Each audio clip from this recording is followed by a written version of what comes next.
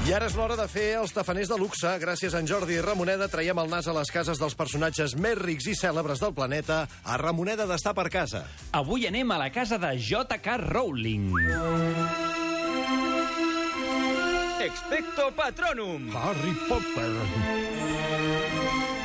Bé, aquesta senyora, a part de tenir talent literari, també en té d'immobiliari, Carai. Perquè quedareu parats. Ella és anglesa, però viu a Escòcia des de fa molts anys. Després de l'èxit dels primers Harry Potter, va comprar-se una mansió al barri de Merchiston, a Edimburg, on, hi havia 8 habitacions repartides en 2 plantes, grans finestres, estil escocès, i un jardí molt gran, tant davant com per darrere. Sincerament, la veritat és que era una casa molt maca, però passava desapercebuda. Casa normaleta, no? Sí. Fins que algú va tenir una gran idea. Els seus fills es van anar fent grans i van anar llegint els llibres de la seva mare. Així que li van dir: mama, ens encantaria tenir una casa a un arbre amb l'estil de Harry Potter. Oh! Què menys, no? Clar. Siguent ta mare, la J.K. Rowling. I ella què va fer? Doncs en va fer 2. Ah, mira, 2, perquè no es barallin. Sí, senyor, però no 2 cabanyes, no. Que va trucar uns arquitectes. Ai. I la veritat és que són una meravella. De fet, són cases a un arbre que tenen parquet, finestra i 2 plantes. Quina meravella, de veritat. De fet, semblen un pis de l'Eixample. L'única diferència és que tens un arbre al mig. Es va gastar 250.000 lliures.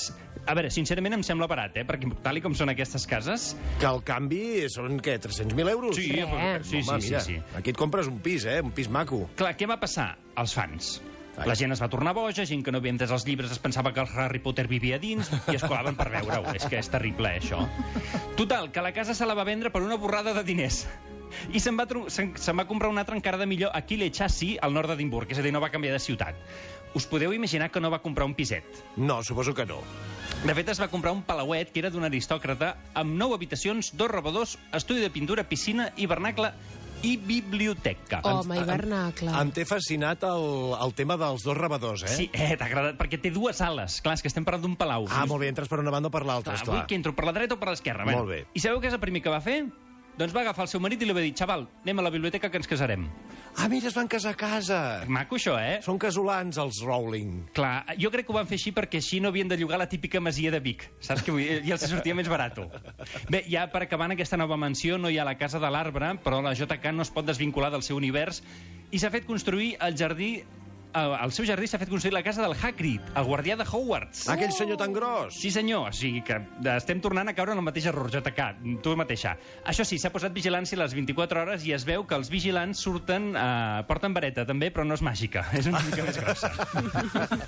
Però funciona, aquella, també? De moment, sí. Bueno, de moment, clar, la discreció és molt gran i no hi ha imatges de l'interior com les de les cases dels arbres. Llàstima, a mi m'agradaria saber si té un riu a prop, perquè així podrien dir Rolling on the River, saps? Com la cançó de Creedence Clearwater Revival. Però vaja, ens quedem amb les dades que ens has donat, que no són poques, de la casa de J.K. Rowling a Ramoneda d'estar per casa. Gràcies, Jordi. A tu, Quim Morales. Només la màgia ens pot salvar.